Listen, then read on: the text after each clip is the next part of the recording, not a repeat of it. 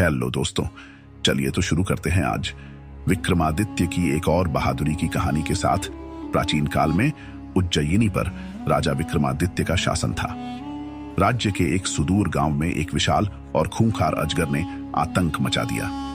विक्रमादित्य ने इस चुनौती को स्वीकार कर अपनी प्रजा की रक्षा के लिए एक बार फिर से अपने साहस का परिचय दिया। राज्य के दक्षिणी हिस्से के एक घने जंगल से सटे गांव में अचानक एक विशाल अजगर का प्रकोप शुरू हो गया। यह अजगर इतना बड़ा था कि वह पूरे गांव में डर और दहशत का कारण बन गया। अजगर अक्सर जंगल से बाहर निकलकर गांव के मवेशियों को निगल जाता और कभी-कभी इंसानों पर भी हमला कर देता। गांव वाले रात दिन भय के साए में जी रहे थे। उन्होंने अपने घरों से बाहर निकलना बंद कर दिया और खेती बाड़ी छोड़ दी। गांव का मुखिया और कुछ ग्रामीण उज्जयिनी के दरबार पहुंचे और राजा विक्रमादित्य से मदद की गुहार लगाई। मुखिया ने कहा, महाराज, हमारे गांव पर एक विशाल अजगर ने कब्जा कर लिया है। वह हमारे मवेशियों को निगल जाता है और हमारी जान को भी खतरा है। कृपया हमारी रक्षा करें। राजा विक्रमादित्य ने मुखिया की बात ध्यान से सुनी और तुरंत इस समस्या को हल करने का निश्चय किया। उन्होंने अपने दरबारियों और सैनिकों से पूछा कि कौन इस खतरनाक अजगर से लड़ने के लिए तैयार है। लेकिन अजगर की भयावहता के किस्से सुनकर कोई भी व्यक्ति आगे नहीं आया। तब विक्रमादित्य ने खुद इस कार्य को अंजाम देने का निर्णय लिया। उन्होंने कहा, एक राजा का सबसे बड़ा धर्म अपनी प्रजा की रक्षा करना है। यदि मेरे राज्य के लोग भय में हैं, तो यह मेरा कर्तव्य है कि मैं उनका भय दूर करूं। उन्होंने अपनी तलवार और ढाल को उठाया और अपने सबसे तेज घोड़े पर सवार होकर गांव की ओर निकल पड़े।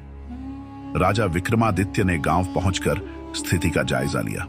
गांव के लोग उनसे मिले और उन्हें बताया कि अजगर जंगल के पास स्थित एक बड़ी गुफा में रहता है। वह रात के समय गांव में आता है और हमला करता है।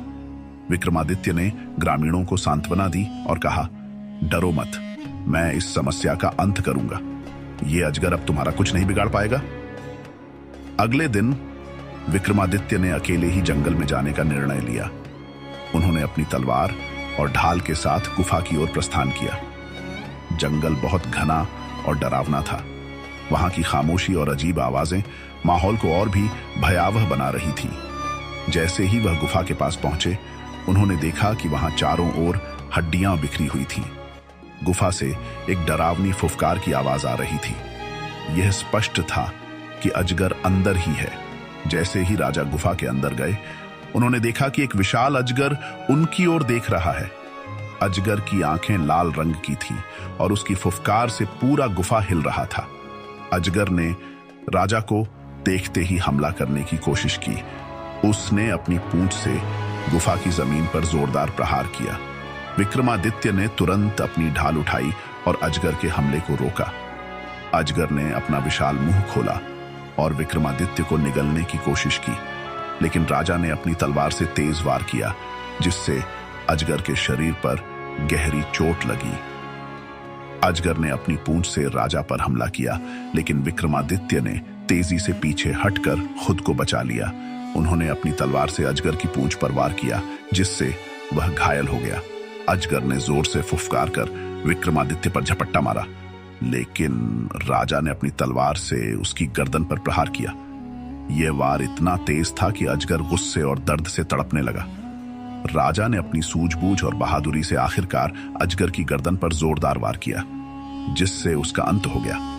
विशाल अजगर जमीन पर गिर पड़ा और उसके प्राण निकल गए। विक्रमादित्य ने अजगर को मारकर गांव वालों को उसकी गुफा तक बुलाया। जब गांव वालों ने देखा कि वह भयानक अजगर मर चुका है, तो उनकी खुशी का ठिकाना नहीं रहा। ग्रामीणों ने राजा विक्रमादित्य का धन्यवाद किया और उनका जयकारा लगाया।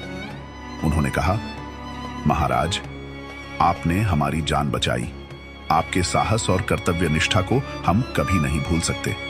विक्रमादित्य ने मुस्कुराते हुए कहा, यह मेरा कर्तव्य था। एक राजा का धर्म अपनी प्रजा की रक्षा करना है। अब तुम सब निर्भय होकर अपने जीवन को आगे बढ़ाओ। यह कहानी राजा विक्रमादित्य की निडरता, साहस और कर्तव्य निष्ठा को दर्शाती है। यदि आपको कहानी पसंद आई हो तो चैनल को सब्सक्राइब करें दोस्तों। Thanks for watching. हेलो दोस्तों, आज हम राजा विक्रमादित्य और प्रेत आत्मा की कहानी को आपके सामने लेकर आए हैं। यह कहानी राजा विक्रमादित्य की वीरता और अडिग साहस का अद्भुत उदाहरण है, लेकिन इस बार उनका सामना एक ऐसी अज्ञात शक्ति से हुआ जो रहस्यमयी और अत्यंत खतरनाक थी। रात के अंधेरे में एक अजीब सा सन्नाटा था। उज्जयिनी के राजा विक्रमादित्य राजमहल में विश्राम कर रहे थे। अचानक उनके महल में एक भयभीत सैनिक दौड़ता हुआ आया और राजा को बताया, महाराज, पड़ोसी राज्य में एक भयावह आत्मा ने कहर बरपा रखा है। हर रात लोग गायब हो रहे हैं और अगली सुबह उनकी लाशें मिलती हैं। प्रजा डरी हुई है और पड़ोसी राज्य के राजा ने आपसे सहायता की विनती की है। राजा विक्रमादित्य ने स्थिति की गंभीरता को समझते हुए स्वयं उस राज्य की ओर प्रस्थान करने का निर्णय लिया। रात का समय था और अंधेरे में कोई आवाज तक नहीं थी। रास्ते में विक्रमादित्य एक निर्जन गांव से गुजरे, जहां हर घर के दरवाजे बंद थे और कोई भी बाहर नहीं दिख रहा था। यह गांव अत्यंत डरावना और सुनसान था। राजा ने देखा कि हर घर के बाहर राख से बने हुए अजीबो गरीब निशान बने हुए थे। विक्रमादित्य ने अपने रक्षकों से कहा, यह जगह अवश्य ही किसी रहस्य को छुपाए हुए है। उन्होंने ध्यानपूर्वक निशानों का निरीक्षण किया और समझ गए कि ये निशान किसी तांत्रिक क्रिया का हिस्सा है। राजा ने साहसपूर्वक गांव के अंदर जाने का निश्चय किया। गांव के अंत में एक विशाल जर्जर हवेली थी। जैसे ही राजा उस हवेली के निकट पहुंचे, अचानक वहां का माहौल और भी अजीबोगरीब हो गया। हवेली की खिड़कियां अपने आप खुलने बंद होने लगी और ठंडी हवा के साथ एक अजीब सी फुसफुसाहट सुनाई देने लगी। तभी एक वृद्धा राजा के पास आई और चेतावनी दी, हे राजन, इस हवेली के अंदर मत जाइए। यहां पर एक प्राचीन आत्मा का वास है। वह आत्मा बेहद शक्तिशाली है और उसने आज तक किसी को जीवित नहीं छोड़ा। लेकिन राजा विक्रमादित्य किसी भी रहस्य और खतरे से पीछे हटने वाले नहीं थे। उन्होंने वृद्धा को आश्वस्त किया और हवेली के अंदर कदम रख दिया। हवेली के अंदर हर ओर अंधेरा था। राजा ने अपनी तलवार निकाली और सतर्क होकर आगे बढ़े। अचानक उनके सामने एक परछाई प्रकट हुई।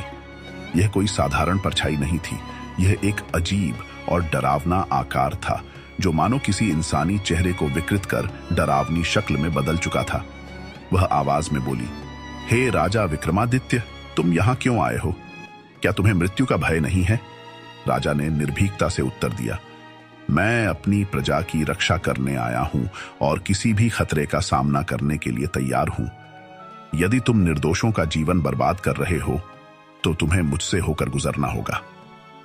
अचानक आत्मा ने अपने हाथों से एक अजीब रोशनी निकाली और राजा की ओर फेंकी। विक्रमादित्य तुरंत समझ गए कि यह एक जादुई प्रहार है। उन्होंने अपनी तलवार से उस रोशनी को काट दिया, लेकिन जैसे ही रोशनी टकराई, एक जोरदार विस्फोट हुआ और पूरी हवेली कांप उठी। विक्रमादित्य ने महसूस किया कि इस आत्मा में तांत्रिक शक्तियां हैं, परंतु वे निडर थे। उन्होंने अपनी तलवार उठाई और आत्मा पर प्रहार किया, पर आत्मा हवा में घुलती सी दिखाई दी और पीछे से हंसते हुए बोली, तुम मुझे हरा नहीं सकते राजा विक्रम। मैं काल के साथ बंधी एक प्राचीन आत्मा हूं। इतना सुनते ही विक्रमादित्य को समझ में आ गया कि यह आत्मा केवल शक्ति से नहीं मरेगी, इसके पीछे कोई गहरा रहस्य है। तभी उन्होंने देखा कि हवेली के एक कमरे में एक पुराना पीतल का घड़ा रखा हुआ है। उस घड़े पर तांत्रिक प्रतीक अंकित थे। उन्हें आभास हुआ कि आत्मा का बल शायद इस घड़े में बंद है।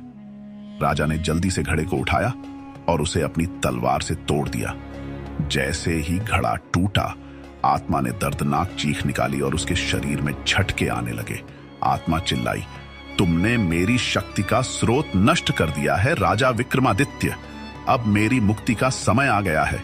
इतना कहते ही आत्मा धुएं में बदलकर हवेली से बाहर निकल गई और देखते ही देखते हवा में विलीन हो गई। आत्मा का अंत होते ही हवेली में फैला सन्नाटा गायब हो गया और चारों ओर रोशनी फैल गई। विक्रमादित्य ने गांव के लोगों को इसकी सूचना दी और अगले दिन उन्हें राज्य में सम्मान पूर्वक वापस लाया गया। राजा विक्रमादित्य की इस बहादुरी की कहानी सुनकर हर कोई उनके साहस और वीरता का गुणगान करने लगा। उनके पराक्रम और विवेक ने एक बार फिर साबित कर दिया कि निडरता, बल और बुद्धि के साथ कोई भी अज्ञात शक्ति हार मान लेती है। इस कहानी से यह सीखने को मिलता है कि सच्चा साहस और बुद्धिमत्ता किसी भी रहस्य और भय से पार पा सकते हैं। राजा विक्रमादित्य का साहस हमें बताता है कि यदि आप निडर होकर किसी कठिनाई का सामना करते हैं तो आप अपने लक्ष्य तक अवश्य पहुंच सकते हैं। Thanks for watching.